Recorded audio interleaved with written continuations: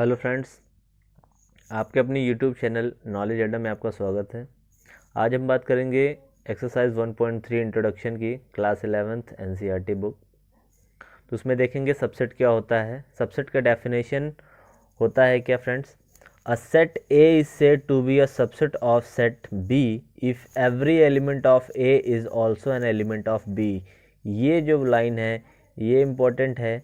ये क्या लाइन है कि if every element of A is also an element of B, अगर सब ए सेट के सारे एलिमेंट अगर बी सेट में मौजूद हैं तो उसको हम क्या कहेंगे कि ए जो है वो बी का सबसेट है। ठीक है, तो सबसेट का सिंबल क्या होता है, सबसेट को कैसे हम पहचानते हैं, तो द सिंबल ऑफ ये जो बनता है इसको हम बोलते हैं क्या, सबसेट बोलते हैं। ठीक है, इस सिंबल को हम सबसेट बोलते हैं, stand for is a subset of. ठीक है, जैसे मान लीजिए ये क्या, इसको अगर ऐसा लिखा रहेगा तो इसको हम क्या पढ़ेंगे, A is a subset of B. ठीक, इफ़ ए बिलोंग्स टू, इसको बोलते हैं belongs to A, if A belongs to A या फिर ए बिलोंग्स टू बी। अगर ए, ये जो स्मॉल ए है वो कैपिटल ए सेट ए में बिलोंग करता है और स्मॉल ए जो है वो सेट बी में बिलोंग करता है, तो इसको हम बोलेंगे कि A is a subset of B. ठीक है, तो अगर ऐसा लिखा रहे ये, अगर ऐसा ये, क्योंकि इसको बोलते हैं सबसेट, और इसमें अगर ऐसे कट का निशान रहे तो बोलेंगे सिंबल ऑफ क्या है, नॉट अ सबसेट ऑफ। ये सबसेट का सिंबल नहीं है, कि ये सिंबल नहीं है, सबसेट का सिंबल नहीं है। ठीक है, ठीक। If A is a subset of B, देखिए हम क्या पढ़ेंगे, if A is a subset of B then B is a subset of A also. ठीक है, अगर ए बी का सबसेट है तो बी भी ए का सबसेट होगा, या फिर ए इज इक्वल टू बी भी कहलाएगा। ठीक है, लेकिन इसमें कुछ केसेस हैं, देखेंगे एक एग्जांपल के जरिए। एग्जांपल ए है, बोला है क्या, अगर ए कोई सबसेट है, ए कोई सेट है, सॉरी, ए कोई सेट है जिसके एलिमेंट क्या है, ए बी सी डी। ठीक है, और बी एक सेट है जिसके एलिमेंट है सी डी बी ए, तो क्या ये ए और बी दोनों सबसेट हैं कि नहीं है। तो इसमें हम क्या देखेंगे कि नंबर ऑफ एलिमेंट्स तो 4 हैं, इसमें भी 4 हैं। ए के एलिमेंट में कितने हैं, ए बी सी डी, और बी के एलिमेंट में भी कितने हैं, ए बी सी डी। इधर उधर हो कोई दिक्कत नहीं, लेकिन सारे एलिमेंट एज इट इज़ होने चाहिए। तो ए बी सी डी, इसका मतलब हम ये लिख सकते हैं कि ए जो है वो सबसेट है बी का, या फिर हम लिख सकते हैं ये भी कि बी जो है वो सबसेट है ए का। इस केस में हम लिख सकते हैं कि ए सबसेट है बी का और बी सबसेट है ए का, क्योंकि दोनों एलिमेंट इसके बराबर है। लेकिन यहाँ पे जो बोला है is a subset of B then B is a subset of A, ये किस केस में ये होगा, तो ये इस केस को हम देखेंगे कि किस केस में ये क्या कहते हैं वो सेटिस्फाई होगा। तो जैसे यहाँ एक एग्जांपल ले लेते हैं कि ए का एक सेट है, मान लीजिए 1 2 3 4। ओके, ए के एलिमेंट ये हैं, और बी के जो एलिमेंट है वो मान लेते हैं 1 2 3 4 और ये 5, एक एलिमेंट इसमें और ऐड कर लेते हैं। तो क्या कहेंगे कि ए जो है, क्योंकि ए के सारे एलिमेंट बी में है, ए के सारे एलिमेंट बी में है, तो इसलिए इसको बोलेंगे कि A is a subset of B. ठीक, ए के सारे एलिमेंट बी में मौजूद है, 1 2 3 4 इसमें है, 1 2 3 4 इसमें भी है, लेकिन इसमें 5 भी है, लेकिन इसमें 1 2 3 4 सारे एलिमेंट ए के इसमें मौजूद हैं, तो इसको हम बोलेंगे A is a subset of B. लेकिन इसमें देखेंगे कि क्या हम B is a subset of A लिख सकते हैं, कि बी जो है ए का सबसेट है, इसको हम लिख सकते हैं, लेकिन नहीं लिख सकते। क्यों, क्योंकि बी जो है ए का सबसेट नहीं है, क्योंकि बी के सारे एलिमेंट ए में मौजूद नहीं है, क्योंकि यहाँ पे 5 जो है एक्स्ट्रा है, यहाँ 5 नहीं है। तो B is not a subset of A, तो B is not a subset of A. इस केस में क्या लिखेंगे, बी सबसेट ए का नहीं है, ए है सबसेट बी का, लेकिन बी ए का सबसेट नहीं है। ठीक है, तो जिसके एलिमेंट सारे मौजूद होते हैं वही उसका सबसेट होता है, जिसके एलिमेंट मौजूद नहीं होते वो उसका सबसेट नहीं होता। ठीक है, आगे देखते हैं क्या है, every set A is a subset of itself, that is A is a subset of A. मतलब अगर बात करें कि अगर एक एलिमेंट ए है, ठीक है, तो ये क्या खुद का सबसेट होगा, तो हाँ भाई, क्योंकि खुद का सबसेट होगा, क्योंकि एक ए एलिमेंट में 1 2 3 4 है, और फिर ए एलिमेंट में 1 2 3 4 ही होंगे, क्योंकि दोनों एक दूसरे के सबसेट हो जाएंगे। ठीक है, तो इतना शॉर्ट फॉर्म में याद रखना है कि क्या होगा कि कोई भी सेट जो है वो अपने आप का सबसेट होता है। ओके, आगे देखते हैं, द इम्प्टी सेट को हम कैसे डिनोट करते हैं, ऐसे एक जीरो लिख के उसमें कट कर देंगे, उसको बोलते हैं हम फाई बोलते हैं। ठीक है, empty set phi has no element, तो phi is a subset of every set. तो क्या होगा, एम्प्टी सेट जो होगा वो क्या होगा, वो सभी सेट का सबसेट कहलाएगा। मान लीजिए जैसे ए सेट में अगर हमने बोल दिया, जैसे यहाँ भी देख लो कि ए सेट में अगर ए बी सी डी है, ए बी सी डी, तो क्या अगर बोलेंगे कि अगर एक फाई है, फाई क्या इसका सबसेट है, तो फाई जो है ए का सबसेट होगा। तो यहाँ हम लिख देंगे क्या, अगर ए में ए बी सी डी है और एक फाई है, ठीक है, एक फाई है, तो क्या बोलेंगे कि ये phi is a subset of A, ये लिख सकते हैं कि फाई जो है ए का सबसेट है, लेकिन A is a subset of phi नहीं लिख सकते हैं, ठीक है। फाई जो है वो ए का सबसेट होगा, इस केस में ये लिखा जाता है, ठीक है। तो फाई को कैसे होता है, जैसे ए इज इक्वल टू ये फाई है, B is equal to A B C D है, तो क्या लिख देंगे, A is a subset of B लिख देंगे, ए जो है बी का सबसेट है, या फिर इसको बोल देंगे कि phi is a subset of B. Okay, ये हो जाएगा। अब देखते हैं अगला टॉपिक कि interval as a set of real number, ठीक है। इंटरवल देखते हैं कि इंटरवल में इसको कैसे देखा जाता है। तो इंटरवल की बात करेंगे तो यहाँ पे देखिए, interval as a subset of R, let करेंगे कि ए और बी वो बिलोंग्स कर रहे हैं आर में, ए और बी कोई भी नंबर है या भी कोई एलिमेंट है ए बी, वो आर में बिलोंग कर रहे हैं, और ए जो है वो बी से क्या है, छोटा है। ए क्या है इस केस में, बी से छोटा है। तो क्या करेंगे, तो y such that y is greater then a and less than b, इस केस में क्या है, y जो है a से बड़ा है लेकिन b से क्या है, छोटा है, is called open interval and is denoted bye a comma b, ये ब्रैकेट में, ठीक है। इसको क्या बोलेंगे, ओपन इंटरवल। देखिए ओपन इंटरवल कब बोलते हैं, जब ये केस में क्या होगा, जब सिर्फ लेस देन ही होगा, जब लेस देन और इक्वल टू नहीं होगा, सिर्फ लेस देन होगा या ग्रेटर देन होगा, ग्रेटर देन या लेस देन होगा, कुछ भी होगा, तो इस केस में दोनों में इक्वल का साइन नीचे नहीं लगा, इसलिए क्या होगा, ये ओपन इंटरवल कहलाएंगे, ठीक। ये ओपन इंटरवल कहलाएंगे। ओपन इंटरवल का डिनोट कैसे होता है, ये वाले ब्रैकेट्स होता है, ये दोनों ब्रैकेट ऐसे रहेंगे तो ये क्या कहलाएगा, ये दोनों ओपन इंटरवल है, इधर से भी ओपन है, इधर से ओपन है, ठीक है।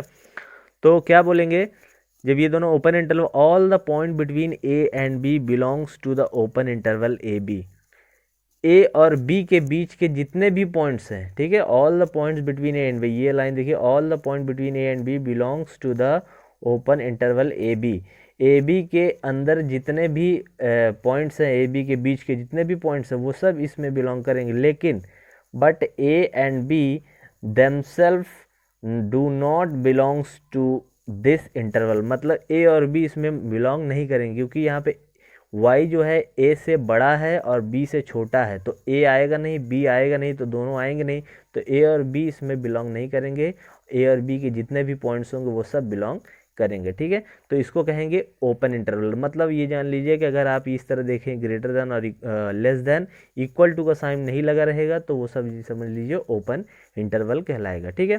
क्लोज इंटरवल देखते हैं क्या होता है। क्लोज इंटरवल में क्या होता है, क्लोज मतलब बंद, तो बंद करने का ये जो ब्रैकेट है ये क्या होगा, ये बिग ब्रैकेट लगेगा, ये इधर से भी दोनों तरफ से ये क्या है, क्लोज हैं, तो इसको बोलेंगे क्लोज इंटरवल।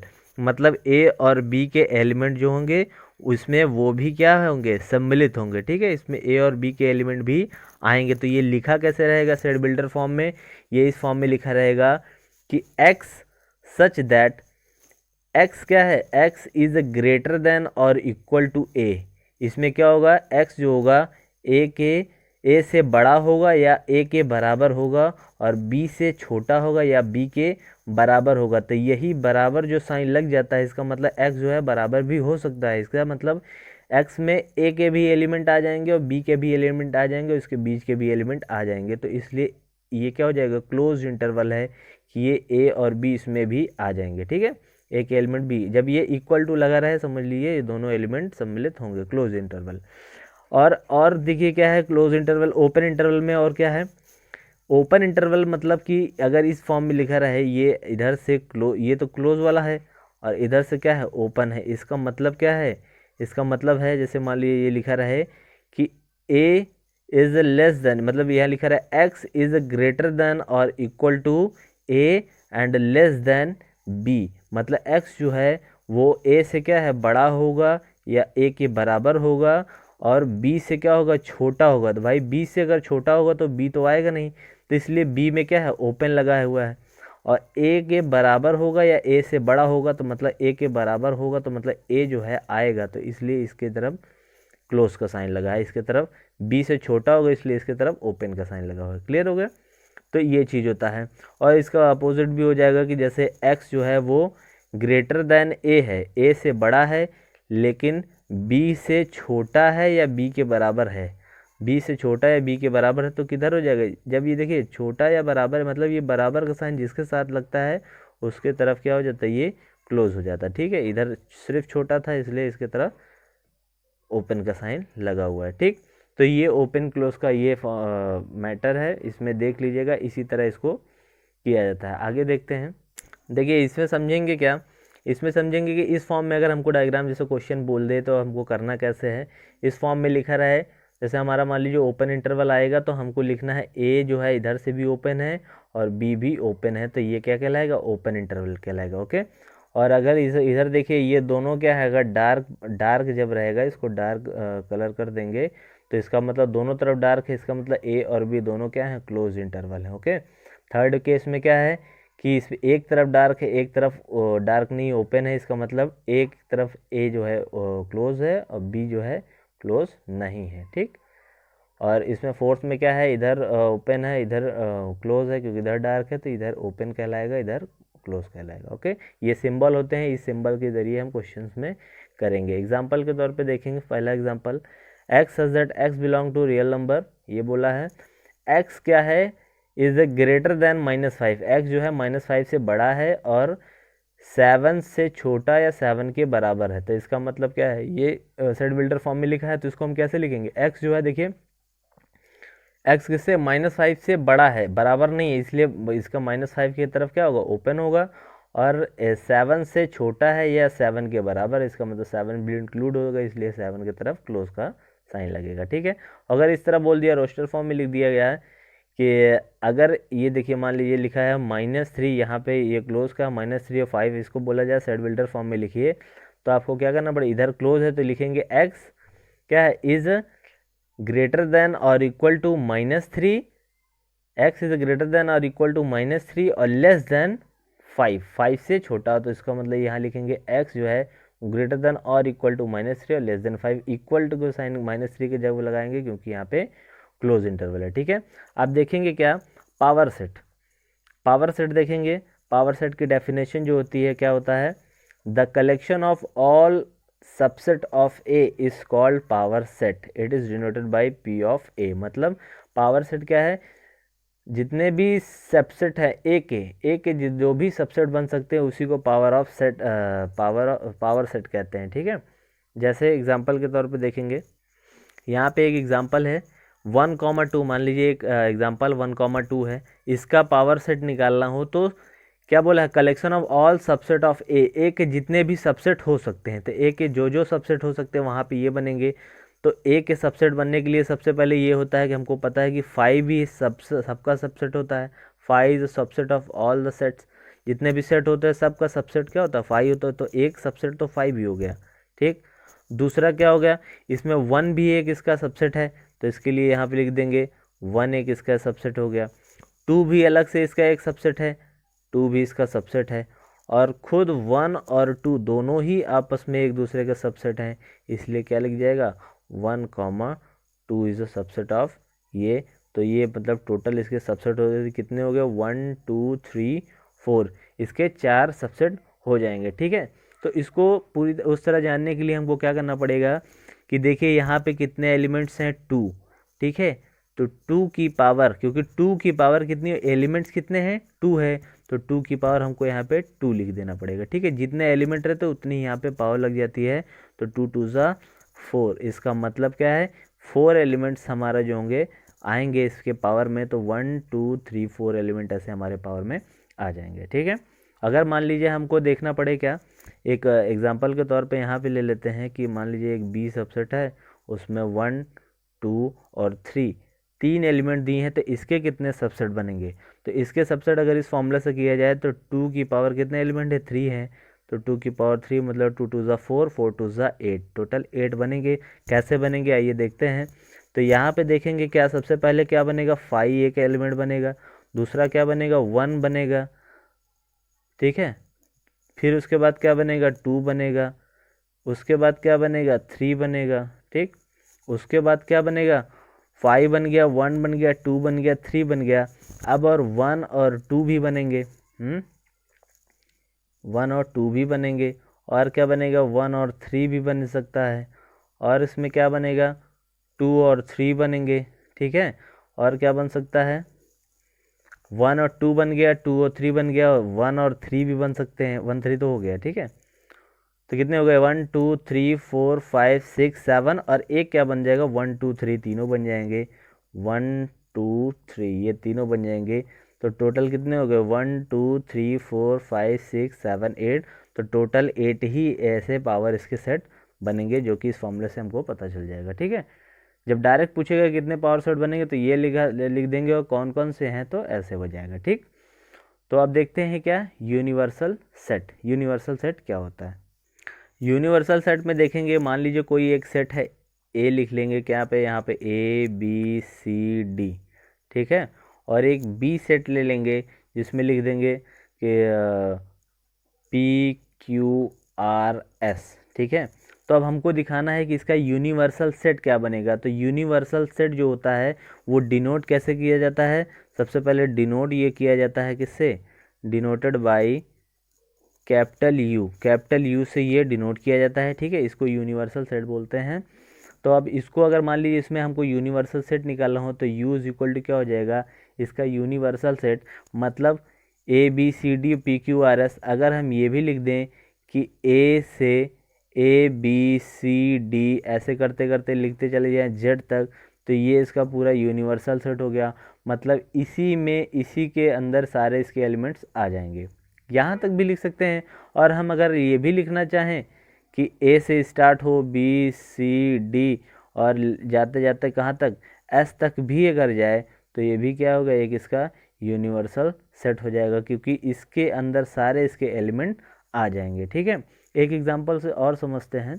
एग्जांपल मान लीजिए ए सेट है, ए सेट में दिया हुआ 1 3 5, ठीक है। और एक बी सेट है उसमें दिया हुआ 2 4 6। तो इसका यूनिवर्सल सेट निकालिए। यूनिवर्सल सेट निकालने के लिए क्या होगा इसका यूनिवर्सल सेट, इसका यूनिवर्सल सेट मान लीजिए कितना हो जाएगा, इसका यूनिवर्सल सेट हो जाएगा आपका 1 2 3 4 5 6 7, 1 2 3 4 5 6 सारे एलिमेंट आ गए, 7 तक भी लिख सकते हो, 6 तक भी आप लिख सकते हो कि इतना इसका यूनिवर्सल सेट बन जाएगा, ठीक है। इसका इसमें यूनिवर्सल सेट हो जाएगा। तो यूनिवर्सल सेट में मतलब क्या होता है, पूरा चीज़ जो उसमें आ जाए, ये इसका यूनिवर्सल सेट कहलाता है। तो ये रहा इंट्रोडक्शन पार्ट। बाकी आई होप कि आपको ये सब समझ में आ गया होगा। अगर आप एक बार में ना समझ में आया तो आप दोबारा वीडियो देख लीजिएगा, तो बिल्कुल समझ में आ जाएगा। इंट्रोडक्शन पार्ट समझना बहुत ज़रूरी है। इंट्रोडक्शन अगर आप समझ लिए तो समझ लीजिए एक्सरसाइज बहुत ही आसानी तरीके से आप कर लेंगे, बिल्कुल उसमें कुछ करने की ज़रूरत ही नहीं पड़ेगी, ठीक है। तो मिलते हैं अगले वीडियो में। अगर वीडियो अच्छा लगे तो प्लीज़ लाइक सब्सक्राइब और शेयर ज़रूर कर दीजिए। इससे हमारा भी मनोबल बढ़ता है कि हम इतने मेहनत से पढ़ा रहे हैं तो बच्चों को समझ में आ रहा है, ठीक है। तो अगर अच्छा लगे तो मिलते हैं अगले वीडियो में एक्सरसाइज 1.3 के साथ। तब तक के लिए जय हिंद।